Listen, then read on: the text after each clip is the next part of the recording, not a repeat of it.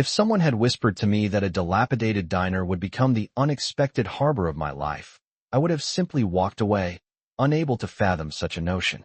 Back then, my son, Ethan, and I were vagabonds. Our home a rusty old pickup that smelled perpetually of damp earth and rain. Each dawn, we drove until the fuel gauge threatened emptiness, halting wherever the unforgiving road decided to end. That particular morning, our journey ceased before a sight I had never encountered before, a forgotten diner, stranded on the periphery of nowhere. Its windows were marred by cracks, and its sign hung precariously by a solitary chain, the faded letters still managing to spell out Sonny's. I remember thinking, with a heavy dose of irony, that nothing about this place radiated sunshine. Yet, something undeniably compelled me to stop, a pull I couldn't quite articulate. The parking lot was a tapestry of cracked asphalt and resilient weeds, the roof sagged wearily, and the paint peeled in strips, resembling sunburnt skin shedding in silent agony. The front door stood ajar, swaying gently in the breeze, as if inviting us into its forgotten embrace. "Dad," Ethan's voice, soft and hesitant, broke through my reverie. "Do you think someone still lives here?" I shook my head, a profound sadness settling over me. "Not for a long time, son." Inside, dust lay thick, a shimmering blanket that covered everything like an early frost. The booths were ripped and worn, the stools rusted and unyielding, and faded menus, remnants of a bygone era, rested on the counter, displaying ghostly images of pancakes and coffee. Despite the ruin and decay, an undeniable warmth permeated the air, as if the very walls remembered the echoes of laughter and the comforting aroma of bacon grease. We had stumbled upon more than just a shelter. We had found a sanctuary of history, a repository of forgotten memories. We moved cautiously, our footsteps resonating through the stillness, the sounds bouncing off the cracked tile floor. The back door led to a desolate kitchen, a broken stove, a dented refrigerator, and shelves that stood bare, save for a lone, solitary coffee cup. Ethan reached out, his small hand tracing the worn surface of the counter. "Think it still works, Dad?" he asked, his eyes filled with a flicker of hope. "Only one way to find out," I replied, the words tumbling out almost as a jest. Hesitantly, I twisted a faucet handle. To my utter astonishment, a feeble stream of brown water sputtered forth, a sign of life in this desolate place. We exchanged wide-eyed glances, a silent acknowledgement of the small miracle. It wasn't much, but it was something, a tiny spark in the darkness. That's how hope often begins, I realized, not with a grand miracle, but with a mere drip of rusty water in a place the world had long forgotten. We decided to stay that night, finding refuge in one of the least damaged booths. I patched the broken window with cardboard, a temporary shield against the elements, and we huddled together, wrapped in an old, threadbare blanket for warmth. Outside, the neon sign flickered intermittently, a single letter illuminating for a fleeting moment before fading back into the darkness. Ethan pointed towards it, his voice filled with wonder. "See, Dad? It still works." "Barely," I responded, my voice laced with a touch of cynicism. Still, he smiled, a genuine, heart-lifting smile. "It's trying, Dad." His words struck me with unexpected force, piercing through the layers of weariness and despair that had become my constant companions. We were trying too, I realized. Just two souls the world had seemingly abandoned, still flickering with a faint inner light when everyone else had assumed we had already gone dark. That night, for the first time in what felt like an eternity, we didn't sleep in the cramped confines of the truck. In the morning, sunlight streamed through the broken windows, transforming the dust motes into shimmering particles of gold. Ethan was already awake, perched on the counter, engrossed in sketching in his worn notebook. "What are you drawing, son?" I asked, my voice filled with a newfound tenderness. "Our diner, Dad," he replied proudly, his eyes sparkling with excitement. "What it'll look like when we fix it." I gazed around at the dilapidated ceiling, the insidious mold, the broken booths, and a wave of despair washed over me. I wanted to tell him it was an impossible dream, a foolish endeavor. But I couldn't bring myself to crush his spirit. He looked at this ruin and saw potential, a vision I had long lost. Maybe, I thought, I needed to see it through his eyes. "All right, partner. I said, my voice gaining strength. Let's see what this old place can become. We started small, sweeping floors, hauling out mountains of trash, and patching holes in the roof with scrap metal we scavenged from behind the diner. Every evening, we lit a small fire outside, heating canned soup and sharing stories, reminiscing about how the place must have smelled of coffee and buttered toast in its heyday. Ethan would often say, with unwavering conviction, "If we can fix it, maybe we can cook here too, Dad. For real customers." I chuckled, a genuine laugh that resonated deep within my soul. "You think people will come all the way out here for your dad's cooking, son?" He grinned, his eyes shining with youthful optimism. "Not for the food, Dad, for the story." Little did I know then, but that boy was absolutely right. One day, while rummaging through the cluttered back pantry, I stumbled upon a rusty tin box overflowing with old receipts and letters. They were dated from 1972, and upon closer inspection, I realized they were exchanged between two people named Sonny and Joe. But these weren't ordinary business correspondences. They were love notes, scribbled on napkins, receipts, and scraps of paper. "Coffee's cold, but I'll warm it when you come home," one note read. "Keep the grill hot for me, sunshine," another declared. A warm smile spread across my face as I imagined them working side by side, pouring their hearts into building something they loved. A desire ignited within me, a yearning to do the same, not to replicate their success, but to continue what they had started, to breathe life back into this forgotten place. We carefully hung one of their old photos on the wall, a faded image of Sonny and Joe standing proudly in front of the diner, their arms wrapped around each other, their faces radiant with laughter. "Feels like they're watching us, Dad," Ethan whispered, his voice filled with a sense of awe. "Maybe they're rooting for us, son," I replied, my heart swelling with hope. We affectionately started calling it the diner that waited, a testament to its enduring spirit. Every day, we unearthed something new to fix: broken pipes, rusted hinges, shattered lights. The list seemed endless, an insurmountable challenge. But so was our determination, fueled by a shared purpose. I had no idea where we would find the money to sustain our efforts, but I knew one thing. Fixing the diner gave us a reason to wake up each morning, a purpose that transcended our own survival. And that, I realized, was priceless. We collected discarded bottles, scrap metal, and old tires from around town, anything we could salvage and sell for a few precious dollars. Some people stared, their eyes filled with pity or indifference, while others offered their help, their hearts touched by our perseverance. A kind woman named Carol, who worked at the local grocery store, started saving leftover bread for us, knowing we were struggling. A retired plumber, hearing about our endeavors, showed up one afternoon and said, with a twinkle in his eye, "Heard someone's trying to wake up old Sonnies. Need a hand?" Soon, word spread like wildfire throughout the small community. It wasn't charity they offered, but genuine support, a collective desire to see the lights of Sonny shine again.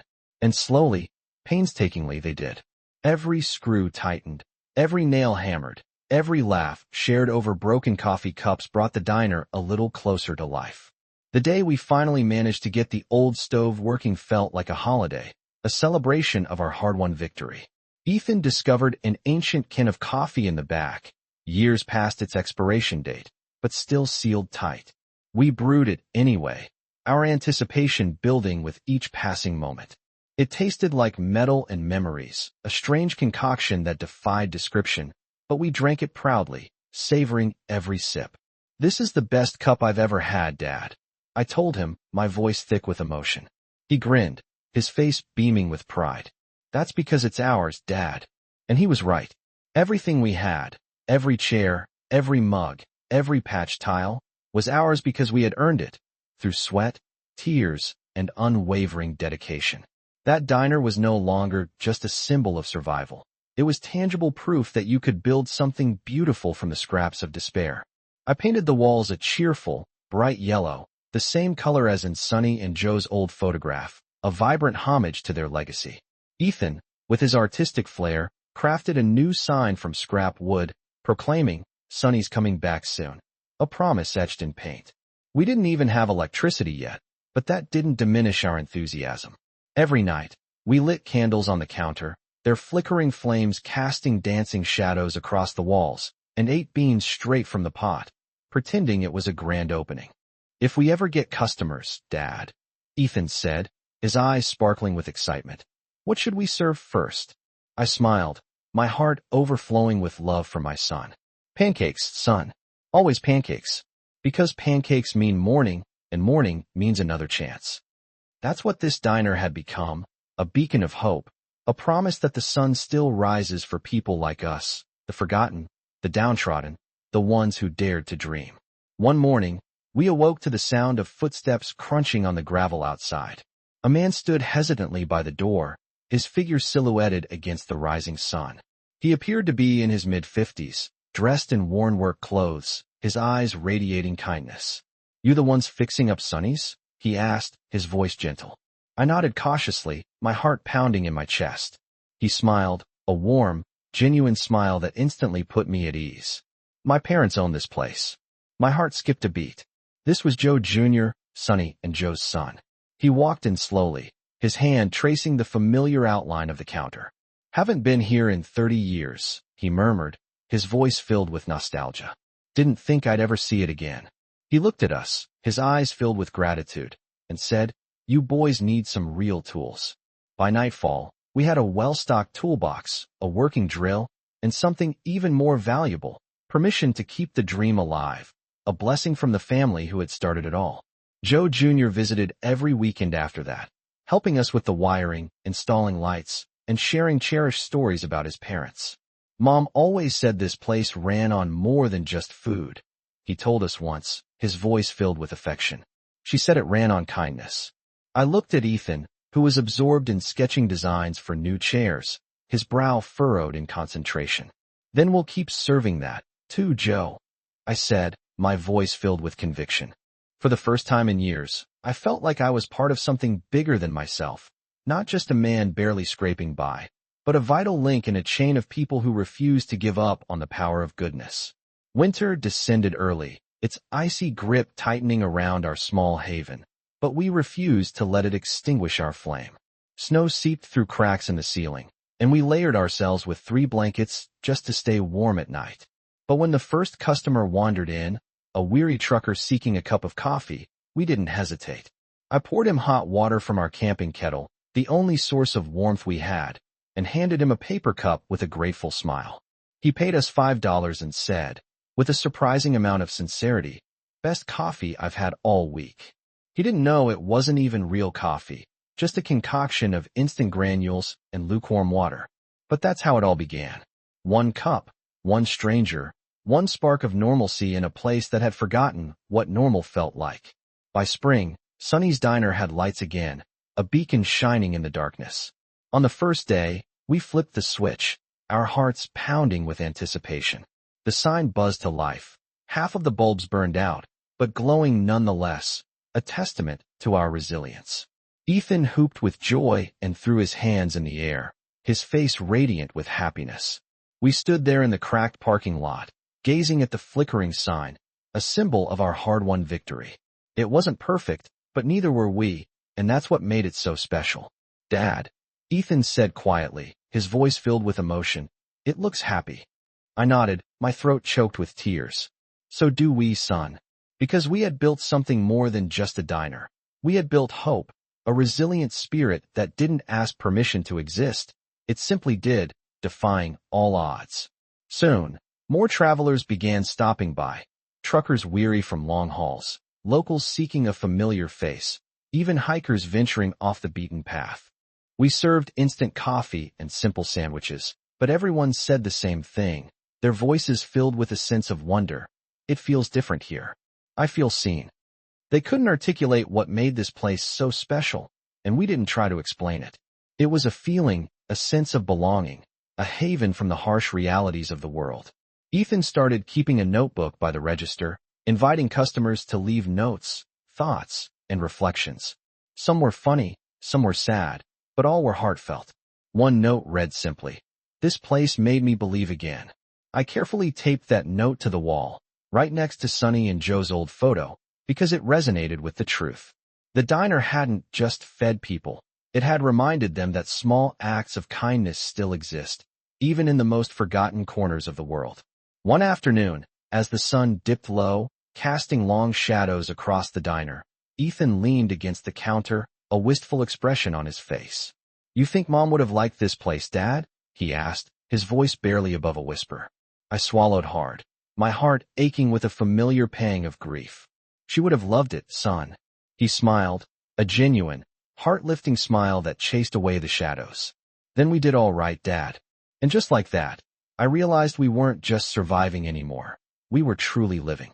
The past didn't haunt us as intensely within these walls. The echoes of loss didn't resonate with such pain. They carried laughter instead, the sounds of shared stories and moments of connection. And in every scrape, every nail, every cup poured, I could hear her voice, too, softly, quietly, in the rhythm of our work. We never made much money, but we didn't need to. The diner gave us something far more valuable, a sense of purpose, a reason to wake up each morning. Every time I flipped that open sign, I felt rich in ways that money could never touch, a wealth of human connection and shared dreams. People would often ask, their eyes filled with curiosity, "How do you afford to fix it up?" I'd smile, a genuine, heartfelt smile, and say, "With time, sweat, and good folks." Because the truth was simple. People want to see something good stand again, a symbol of hope rising from the ashes of despair. You just have to give them a reason to believe it can. Now, when travelers stop by and inquire about the diner's story, I recount everything, from the night we slept in the worn booth to the morning the lights flickered back to life, a testament to our unwavering dedication. Most of them don't believe me when I tell them we bought it for nothing, a broken-down shell of a building, a symbol of abandonment. I just smile and pour them another cup, letting the silence speak for itself. Because what they're really tasting isn't just coffee. It's redemption, slow brewed, a little bitter, but strong enough to keep you going. So, if you ever find yourself driving down Route 87 and spot a flickering neon sign that reads Sunny's, don't hesitate, stop by. You'll find a father behind the counter, a son sketching at a booth, and the comforting aroma of fresh pancakes wafting through the air. The floors might creak, and the lights might hum, but the warmth is undeniably real. Because this place isn't just a diner. It's a living testament to the power of hope, a beacon shining in the darkness, a reminder that even the forgotten can be found again, and sometimes, all it takes is a broken man, a hopeful boy, and a little bit of faith. The day we decided to reopen the diner felt like standing on the precipice of a cliff, poised to take a leap of faith. Exciting, terrifying, beautiful. We didn't have enough money for a grand sign or fancy menus. Our resources were meager, our dreams audacious. We relied on handwritten notes, taped to the window with trembling hands. "Sunny's is open again," they declared, Ethan having painted the words with the same red brush he'd used on the door back at the house, his youthful optimism shining through. "It needs to be bold, Dad," he insisted, his voice filled with conviction. I laughed, a nervous sound that barely masked my apprehension. "Kid, bold doesn't pay the bills." He shrugged, his carefree spirit unburdened by financial worries. "Maybe not, Dad, but it makes people look twice." And maybe, just maybe, that was enough. We didn't need everyone to flock to our door. We just needed a few, the ones who still clung to the belief in second chances, in the power of community, in the enduring magic of hope. We'd saved for months, pinching pennies, sacrificing comforts, buying small things, piece by piece. A used coffee machine, its chrome tarnished, but its heart still strong. 2 dented pans from a thrift store, bearing the marks of countless meals. Plates and forks, mismatched but clean, each carrying its own unique story. When we finally turned on the lights that morning, the culmination of months of toil, I thought my chest might burst, my heart overflowing with emotion. The place glowed softly, bathed in a golden light, as if it was proud of itself, a testament to its resilience. "Feels like it's breathing again, Dad," Ethan whispered, his voice filled with awe. And it did. I'd spent years simply trying to survive, to navigate the turbulent waters of life. But that morning, I felt something different, a profound shift in perspective, as if the world was holding its breath with us, waiting to see if we would truly make it. if our dreams would finally take flight. Our first customers were three men from the highway construction crew, their faces grimy with dust, their eyes heavy with exhaustion. "You got coffee?" one of them asked, his voice rough but not unkind. Ethan grinned, his youthful energy infectious. "The best kind, sir. Cheap and hot." They laughed, a genuine, hearty sound that filled the diner, and settled down at one of the booths. When I served them pancakes, simple, golden pancakes made with love, one of the men looked around the diner, his gaze lingering on the mismatched furniture, the faded photos, the signs of our struggle. "Didn't think this place would ever open again," he said, his voice filled with a mixture of surprise and admiration. "Neither did we." I confessed honestly, my voice thick with emotion. He nodded, his eyes conveying a silent understanding. "Keep it up, old man. Feels good in here." That simple compliment, a brief acknowledgement of our efforts, hit deeper than he knew, piercing through the layers of doubt and insecurity that still clung to me.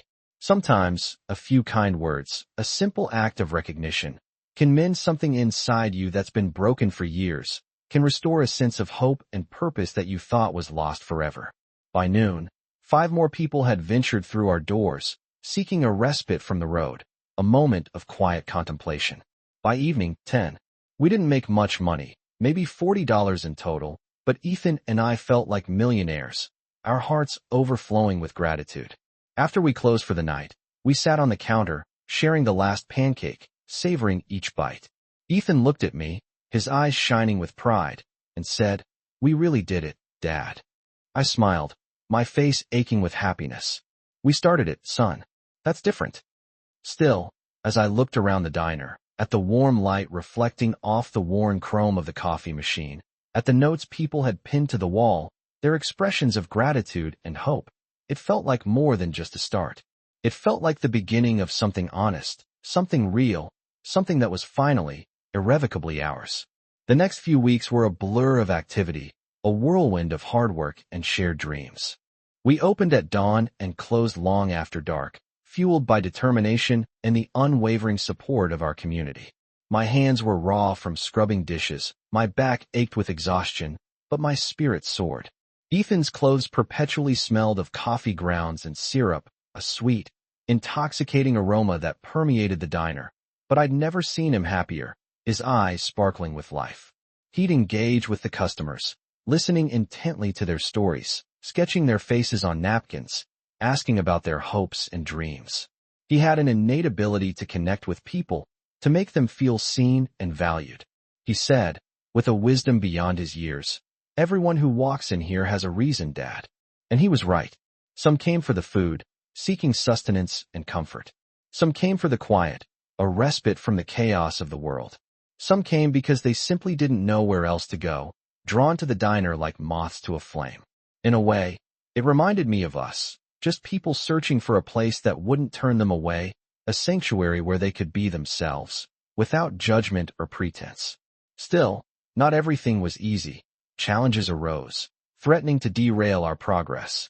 A few weeks after we opened, a man in a crisp suit came by, asking about permits and taxes, his voice polite but firm.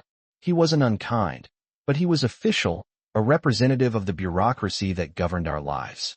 "You can't run a business without proper papers," he said, his gaze sweeping over the diner, assessing its imperfections. I told him the truth, laid bare our struggles, explained that we were just trying to keep the place from falling apart, to breathe life back into a community landmark. He sighed, his expression softening slightly. "I respect that, sir, but there are rules, regulations that must be followed." For a few nights, I barely slept, haunted by the fear of losing it all again, of seeing our dreams crumble before our eyes. But then, as always, the people of the town stepped up, their unwavering support lifting us from the depths of despair. Carol from the grocery store, Joe Jr., the truckers, the regulars who had become like family, they pooled their resources, offered their expertise, and helped us navigate the labyrinthine world of paperwork. They called it community paperwork, a testament to their shared investment in our success. When the official certificate finally arrived in the mail, a small piece of paper that represented so much, I framed it and hung it proudly right under Sonny and Joe's old photo, a symbol of our legitimacy, of our belonging. Ethan laughed, his voice filled with relief and joy. Feels official now, Dad. It is, son, I said, tapping the glass, a lump forming in my throat. We're real. He grinned, his eyes sparkling with mischief. We've always been real, Dad. Just not on paper. And he was right again. That piece of paper, that official stamp of approval, didn't magically transform the diner. It just confirmed what we already knew in our hearts. We belonged here. We had found our purpose. We had created a haven. For the first time in a long while, the world had written our names in ink instead of carelessly erasing them in pencil. Winter arrived with relentless force, its icy fingers creeping through the cracks in the walls, chilling us to the bone. Business slowed to a crawl. Some mornings, we'd serve only one customer, or even none, if we were unlucky. The pipes froze, the lights flickered ominously, and the old coffee machine coughed and sputtered like a sick dog, its demise seemingly imminent. I tried to conceal my worry from Ethan, to project an image of unwavering optimism, but he saw through my facade, his youthful intuition sensing the storm clouds gathering on the horizon. We've been through worse, Dad, he said, his voice filled with reassurance. Yeah, I know, I muttered, staring at the frost creeping up the window pane, its intricate patterns a chilling reminder of our vulnerability. But hope doesn't pay the heating bill, son. He smiled softly, his eyes filled with unwavering faith. Maybe not, Dad, but kindness might. And somehow, inexplicably, he was right again, his unwavering belief in the power of goodness proving to be our saving grace. A week later, a simple letter arrived in the mail, addressed simply to Sonny's Diner, its sender unknown. Inside was a check for $500 and a handwritten note, its words scrawled in a simple, unadorned hand. 4 hot meals this winter, for anyone who needs them, it read. From a grateful traveler. No name, no address, just a simple act of generosity, a lifeline thrown to us in our darkest hour. I read it twice, my voice catching in my throat, unable to articulate the overwhelming emotion that surged through me. Ethan simply smiled, his eyes filled with knowing. Told you, Dad. Kindness. We used the money wisely, investing in insulation to fortify the diner against the bitter cold and purchasing extra food to nourish those in need. From that day on, every Thursday became free meal day at Sonny's, a day when anyone could walk through our doors, sit down at our table, and enjoy a hot, nourishing meal, no questions asked. And for the first time, I truly understood how contagious generosity could be, how a single act of kindness could ripple outwards, inspiring others to pay it forward. Soon, word spread throughout the community and beyond, attracting not only those seeking sustenance, but also those eager to contribute to our mission. Truckers started leaving tips that far exceeded the cost of their meals, their generosity fueled by a desire to support our efforts. Local farmers dropped off surplus vegetables, claiming they were simply an accident, their quiet acts of benevolence speaking volumes. Even the mayor, a figure of authority and respect, stopped by one afternoon, his presence both surprising and heartening. Heard this place feeds souls as well as stomachs, he said, his eyes twinkling with appreciation. I smiled, my heart swelling with pride. We do what we can, sir. He nodded, his gaze sweeping over the diner, taking in the warmth, the community, the unwavering spirit of hope. Keep doing it, he said, his words a blessing, a validation of our purpose. It wasn't fame or fortune that we had achieved, but something far more valuable. Respect, the kind you can't buy, the kind you can only earn, one cup of coffee at a time, one act of kindness at a time, one meal at a time. One morning, Ethan showed me a new sketch he had created, his eyes shining with excitement. It was the diner, drawn from the road, capturing its essence with remarkable detail. Sunlight streamed through the windows, casting a warm glow on the interior. A couple sat at a booth, enjoying breakfast, their faces etched with contentment. I stood behind the counter, pouring coffee, my expression calm and serene. Ethan cleaned tables, his youthful energy radiating through the image. He'd written a simple phrase underneath the drawing, a heartfelt sentiment that resonated deep within my soul. The diner that believed back. I stared at the words for a long time, their meaning sinking in, their power undeniable. That's what it feels like, Dad, he said, his voice barely above a whisper. Like it believes in us, too. And maybe it did, I thought, my heart swelling with gratitude. Places like this, places imbued with history and love, remember. They hold on to the echoes of laughter, the warmth of hands that rebuild, the enduring spirit of hope. It wasn't just our story anymore. It was everyone's story, a shared narrative of resilience and community. Then came the storm, a ferocious snowstorm so heavy that the entire town shut down for 3 days, its inhabitants trapped in their homes. The diner roof, strengthened by our tireless efforts, held firm, but the power lines, weakened by age and neglect, couldn't withstand the onslaught. We spent the first night huddled by the counter, wrapped in blankets, listening to the wind scream outside, its icy breath rattling the windows. Ethan, his youthful fears surfacing in the darkness, asked, "What if it all breaks again, Dad? What if everything we've built crumbles?" I looked around at the flickering candles, their warm light casting dancing shadows on the walls we had painted together, the walls that held so many memories, so many shared dreams. "Then we'll fix it again, son," I said simply, my voice filled with a quiet determination. Because that's what life had taught me, through hardship and heartbreak. Nothing worth keeping stays easy for long. But fixing it, rebuilding it, that's what gives it meaning, that's what makes it ours. When the snow finally stopped, the sun emerging from behind the clouds like a triumphant warrior, we opened the doors of the diner, our hearts filled with anticipation. Neighbors, weary of being confined to their homes, came in simply to find warmth, to share a moment of community. We served soup from a camping stove, the only source of heat we had, its comforting aroma filling the air, chasing away the chill. Joe Jr. showed up with a generator, its hum a welcome sound, restoring power to our small haven. Carol brought coffee, her generosity unwavering. By noon, the place was overflowing with people, laughter echoing through the walls, stories being shared, children drying their gloves by the counter, their faces flushed with excitement. It looked nothing like a restaurant, a place of commerce and transactions. It looked like a family, a haven of warmth and belonging in the midst of the storm. That night, when everyone had finally left, the diner quiet and still, I stood in the empty space, my heart overflowing with gratitude, and whispered, "You did good, old place." The heater clicked once, as if in agreement, a subtle affirmation of our shared journey. Spring returned, its warmth chasing away the remnants of winter, and so did business, bringing new life and renewed hope to Sunny's. We painted the exterior sky blue, a cheerful color that reflected the optimism in our hearts. We planted flowers by the door, their vibrant hues welcoming travelers with their simple beauty. And we added a small chalkboard sign, its message simple yet profound, "Come hungry, leave hopeful." It wasn't marketing, a calculated ploy to attract customers. It was a truth we had learned the hard way, a promise we intended to keep.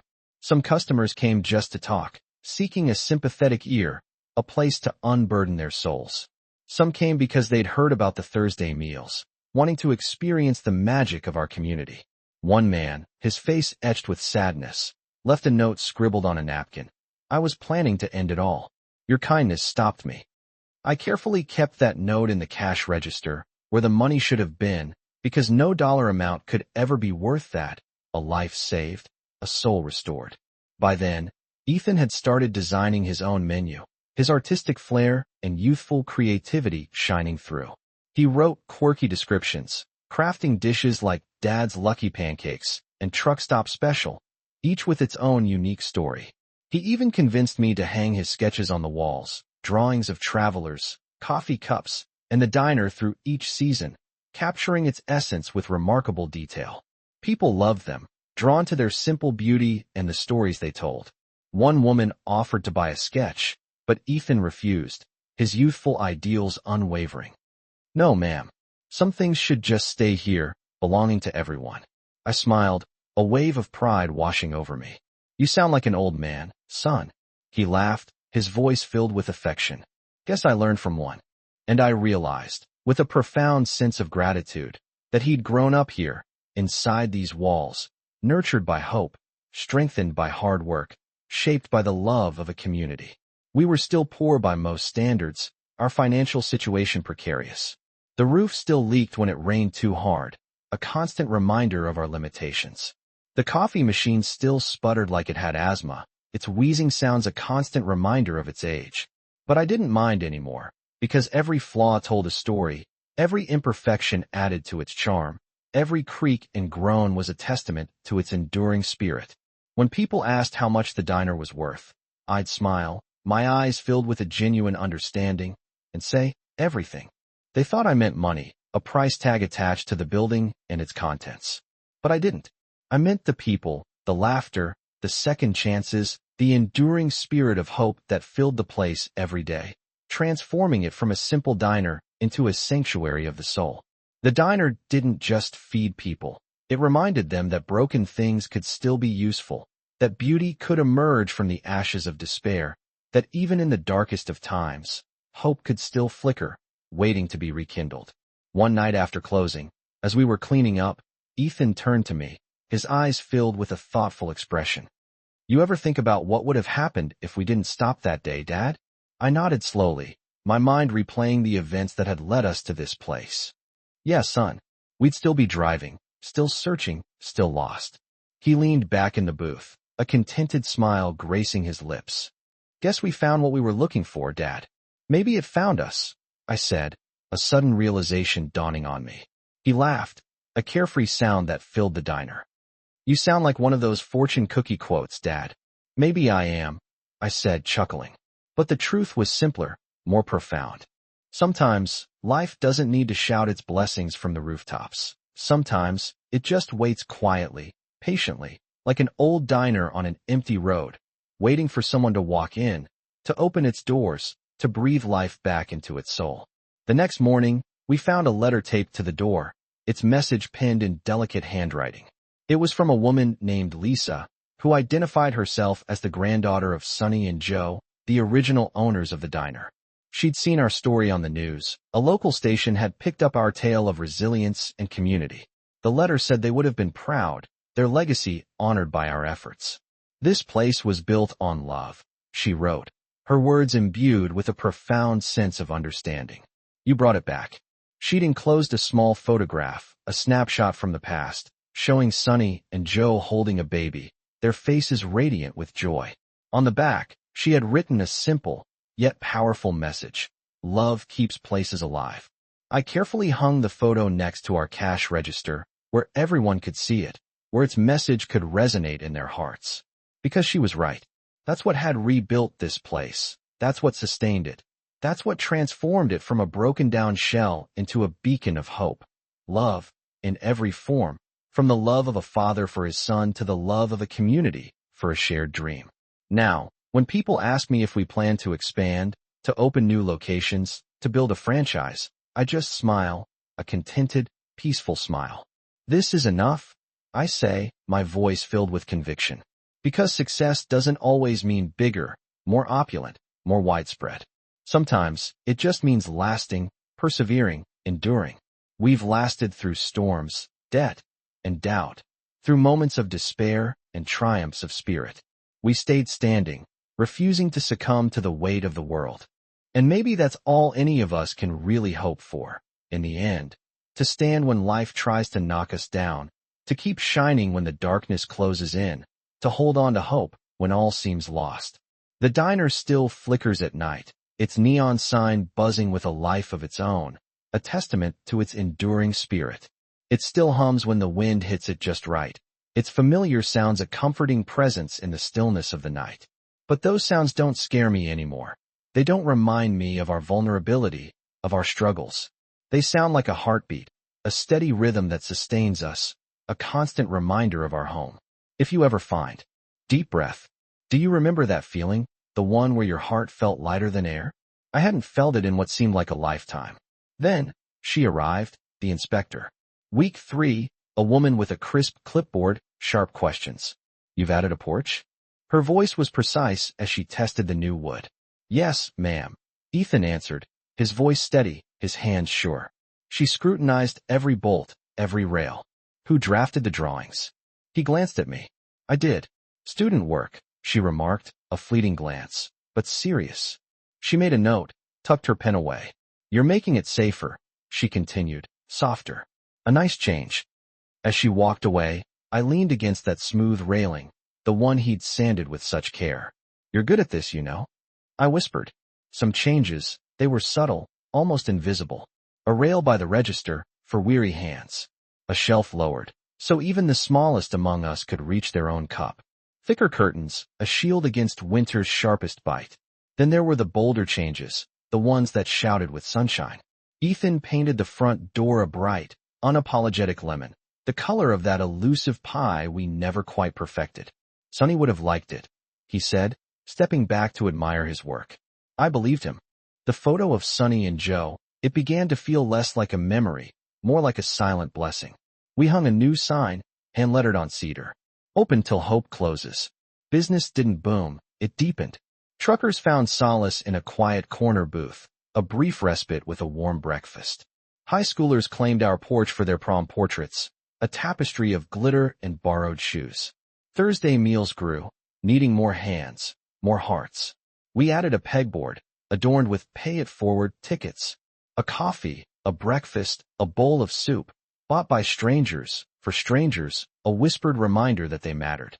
I watched as people chose a ticket, as though choosing courage itself, slipping it to Ethan like a shared secret, standing just a little taller afterward. Some nights, sleep eluded me. The ghosts of the road, the skid marks of what almost was, lingered. But then, the bell would chime, a small, gentle sound. Someone would step inside, carrying their own weather, their own history. And the diner, it would gather itself around them, a warm, comforting coat. A man left a Polaroid of his late wife beneath the sugar caddy, her favorite spot. A city nurse wrote our address on the back of her badge, a haven for those endless shifts. None of it paid the gas bill, but it paid the reason. When the roof finally gave in, more sky than shelter, the town rallied. A pancake picnic in the parking lot. Raise the roof, we called it. Uneven flapjacks, honest receipts. People came with quilts and lawn chairs.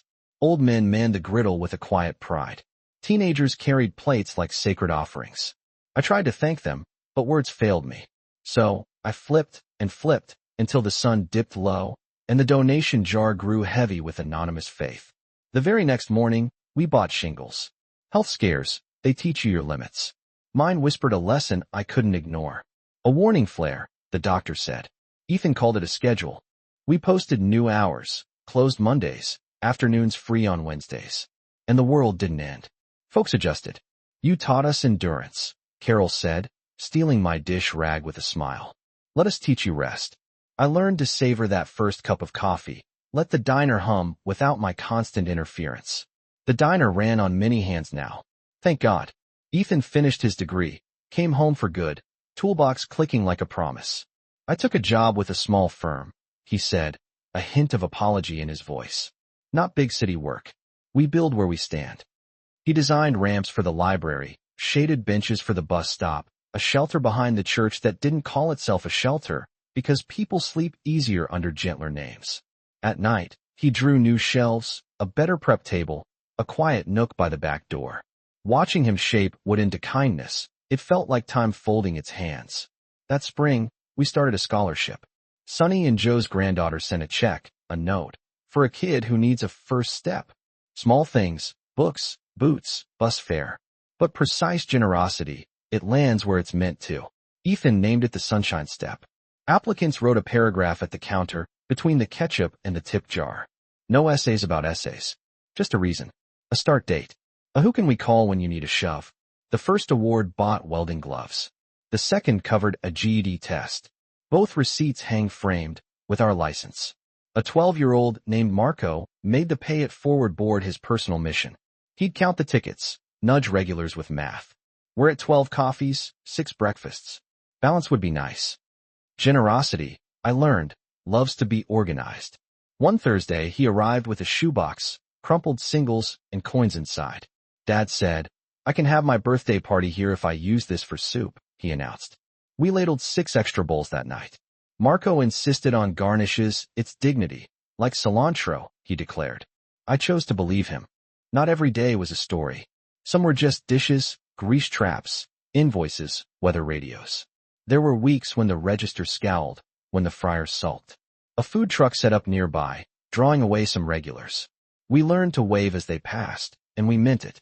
I told Ethan, during a slow stretch, failure doesn't always slam doors. Sometimes it just slides the bolt unannounced. He wiped the counter twice. Then let's make our doors stickier, he said. We leaned into what only we could do. Listen longer than the coffee took to cool. The inspector returned, a year later, with the same tidy clipboard. She ordered eggs, stayed an hour past lunch, asking about the porch, the ramp, the Thursdays. My mother would have liked it here, she said finally. She left a napkin note. Permit renewal comp community use recognized. I read it 3 times, tucked it under the salt, where the important papers go. Paperwork was still paperwork, but it felt lighter. Sometimes, the system notices kindness and leans toward it, just a fraction. That fraction can hold a day together. Ethan proposed a side project that summer, when the heat tried to steal our patience. A cold shelf, built from a retired deli case, a stubborn fan, stocked with waters, fruit, sandwiches, wrapped like gifts. Free if you need it. Fair price if you can, the sign said. We tried not to look when someone took, but it's hard not to peek at miracles. One man came every afternoon, grabbed 2 apples, a nod. Then, on Friday, he returned with a jar of quarters, a shy for the pile. He left taller. Time stretched, tucked itself into corners. I counted years not by calendars, but by stains on aprons, by where the sun hit the chrome at 400 p.m. In July, a kid who once napped in our booth came back in uniform, said his paycheck tipped down like a flag. Saved me, he said, and vanished. I learned to tell weather from the doorway, sorrow from footsteps.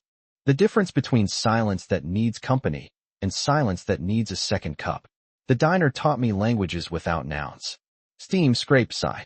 We held a memorial for Sonny and Joe on a day that smelled like toast. Their granddaughter brought a brittle guest book from the 70s. Folks signed both, told stories of grease fires and proposals, of last cups and first chances. We hung a plaque above the chess booth, built on love, kept open by it. I said a few words I can't remember, except the part where my voice cracked. Thanks. We served pancakes the way Joe Jr. swore his dad flipped them wrist, not elbow. Mine still came out lopsided. Nobody complained. When my hands shook too hard to trust a plate, I let the kids from the tech school take a shift. Teach us your hash, they insisted, as if dice size were a legacy. We made a mess, a memory. I moved slower, more greeting, less griddle. Learned the names of dogs from photos on phones, the particular music of laughers who hadn't heard their own in a while. Ethan took over early prep, humming like his mother used to when she folded laundry. The diner didn't miss a beat. It learned ours. A storm, worse than any we'd seen, crawled in off the river one February night, snapping trees like pencils. The power died at 7. The door opened at 7:01. People came soaked, shivering. We lit camp stoves, stirred soup in a stock pot older than both of us. The church sent cots. The high school sent blankets. The inspector sent an email. Operate as emergency shelter. Stay safe. We served until the rain admitted defeat. When the sun finally peaked over the horizon, someone started clapping. Not for us. For still being here, together. Years do what years do. They piled up like clean plates. A comfort I never expected to love. Ethan married someone who smells like basil, laughs with her whole back. They bring their kid on Saturdays. I serve him comet-shaped pancakes, pretending the mold is intentional. The welcome room holds coats in winter, strollers in spring. Joe Jr. limps now, but he still inspects the wiring, telling jokes that get better as they get worse. I sit sometimes, watch the bell, listen for the scrape of chair legs, the sound that says we're needed again. If you ask me what we built, I won't say a business. I'll point to the pegboard of prepaid coffees. The lemon door, smudged by 1,000 hopeful hands. The notes tucked under sugar caddies. See you tomorrow. We kept the name Sonny's because some lights deserve to keep shining. And we added our promise beneath it, because hope has ours. When people ask our secret, I pour them a cup, tell them the truth. We didn't save this diner. It saved us first. Then, we kept the sign lit, for whoever comes next.